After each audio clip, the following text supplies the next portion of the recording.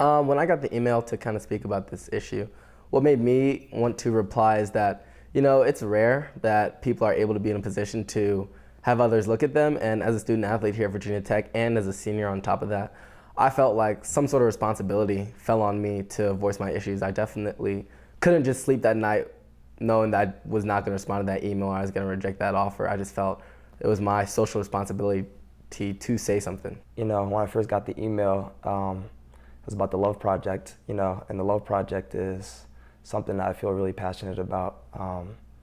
With all the current events going on, I think Virginia Tech is doing a good job with this project to spread awareness.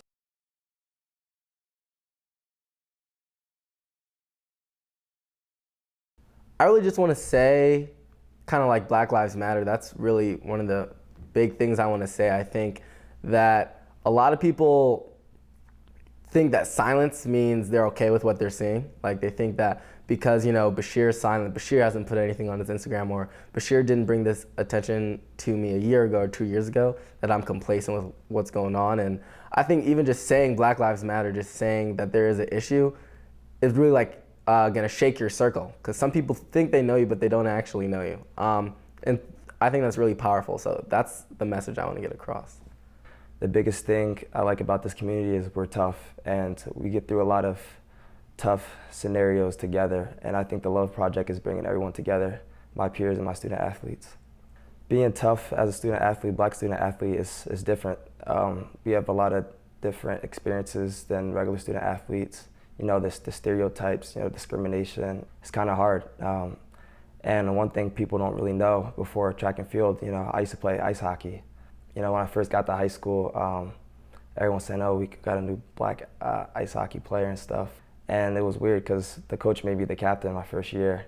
I think he wanted to kind of wake the other guys up, and just, playing games, scoring goals, everyone loves that type of stuff, but no one's really there for me when we play away games and you hear discriminatory, slurs and stuff like that.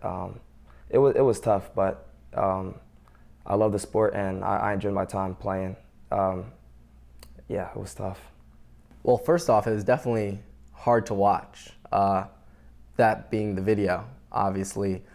Seeing anyone's life being taken in front of you is something you really never see, you never expect to see. Like, you don't just see that on social media, and having that video just propagated everywhere really made me look at the issue and be like, okay, like, am I doing enough? Like, am I really keeping this issue at the forefront of my mind? Am I bringing it up? Am I trying to help where I can? That was something really big. And personally, during this time I was taking a road trip with just myself. I couldn't really do much because of the virus. And that was also powerful in a way because it was right maybe a week after the George Floyd tragedy. And I'm driving across the country, and every city I'm stopping in, I'm seeing thousands of people, come together behind one message, a sign of unity. Silence is not complacent. And seeing all those people speak, be heard, saying powerful things was really powerful for me because I'm like, okay, I don't have to feel alone if I'm going to go out on a limb and speak about this issue. Like, there's millions of people who are going to support me, who are going to stand behind me. That was really powerful to me. I feel like a lot of my teammates get it. We have, some debates, but at the end of the day, they can see my point of view, and they support my point of view. Now, obviously, there's going to be some guys that don't see that point of view, and it's a little saddening. But at the end of the day, they still respect what I have to say, and it might not be what they like, but they still try to make me feel good, and that means a lot to me. One thing about track is a beautiful sport. It's one of the most diverse sports in the world. So when I begin my conversations, I try to relate to them, and they try to relate to me, that we're different, and we acknowledge that fact. And then we kind of just vent to each other, share different stories about times that were tough, discriminatory slurs, a lot of stuff like that. Although it's not original, I think it's one of the most powerful ones to me would be just a word or a phrase like, am I next?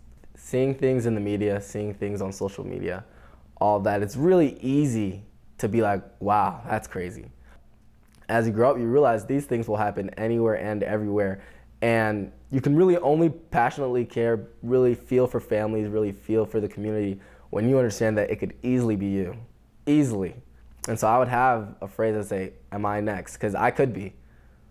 And realizing that and internalizing that is not going to let me be on the back burner of the movement. It's not going to let me just be like, okay, I'm going to let these things happen. Because at the end of the day, I have a vested interest in changing.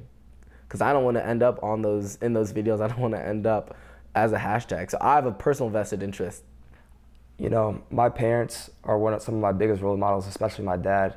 My dad was a guy that, you know, always stayed calm during tough times. You know, he never told me give up, regardless of the situation. So just looking at them, it gives me the courage to speak on camera and to be poised and to talk about situations like this, because I know this is what they want me to do. And if they were in front of this camera, they would act the same just how I am right now.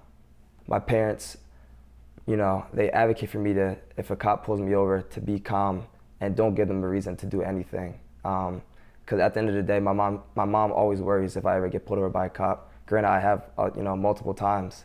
And she just says, try to cooperate with the cop, you know, answer the questions that they give you, and don't give them a reason to, you know, get nasty with you, basically. Yeah.